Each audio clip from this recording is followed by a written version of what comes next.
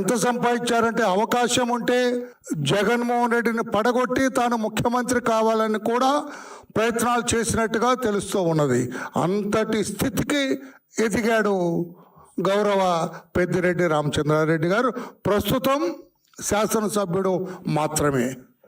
ఆయన కుమారుడు గతంలో ఎంపీ, ఇప్పుడు కూడా ఎంపీ. ఆయన ఈ పెద్దిరెడ్డి గారి తమ్ముడు ఆయనకు ఎమ్మెల్యే. ఈ రకంగా కుటుంబం అంతా కూడా అధికారాన్ని గుప్పెట్లో పెట్టుకున్న కుటుంబం ఇది. అధికారాన్ని అడ్డు పెట్టుకొని ముఖ్యంగా ఖనిజ సంపద దోచుకున్నారు, ఇసుక దోచుకున్నారు, ప్రభుత్వ స్థలాలు దోచుకున్నారు, పేదల భూములు దోచుకున్నారు, అటవీ భూములు దోచుకున్నారు, ఎర్ర చందనం కొట్టుకున్నారు, మద్యం, గనుల లీజులు, ఈ రకంగా ఇటువంటి అసాంఘిక కార్యక్రమాల్లో ఆరి తేరిన కుటుంబంగా పేరు తెచ్చుకున్నారు పెద్దిరెడ్డి రామచంద్రారెడ్డి గారి కుటుంబం.